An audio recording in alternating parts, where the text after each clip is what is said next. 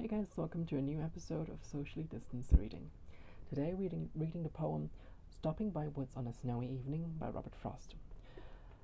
I've chosen this poem because it shows us what it is like to keep going when we want to break or when we want to give up.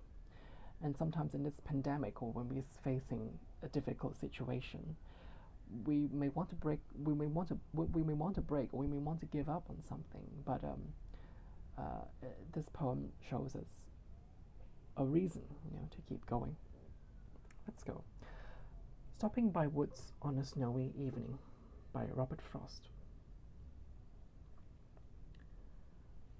Whose woods these are, I think I know. His house is in the village, though. He will not see me stopping here to watch his woods fill up with snow. My little horse must think it queer to stop without a farmhouse near. Between the woods and frozen lake, the darkest evening of the year.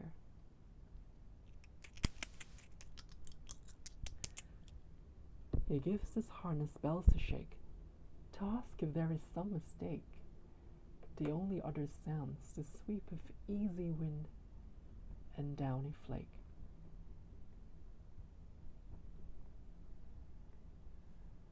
The woods are lovely, dark and deep, but I have promises to keep, and miles to go before I sleep, and miles to go before I sleep.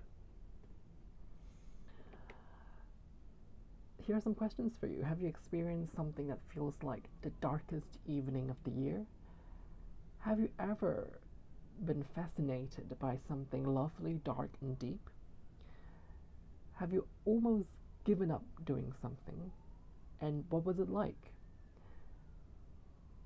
Let me know what you think in the comment section.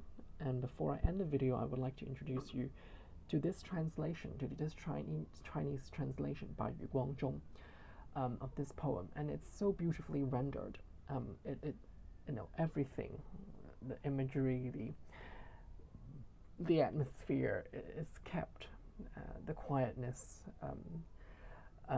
And more importantly, or for some perhaps, is that the rhyming pattern is kept. Of course, the rhyme in this poem is quite important because it's about someone on a horse, right, riding on a horse, and that the rhyme pattern and the sound pattern created by the alternating stress and unstressed sounds sort of imitates that a horse riding sound.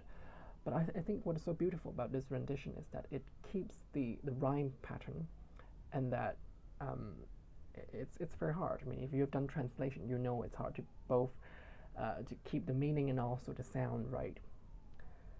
Let me know what you think in the comment section. If you have anything that you think I should read aloud, leave a comment too. If you like this video, like, comment, share, subscribe, and hit the bell icon. I wish you well.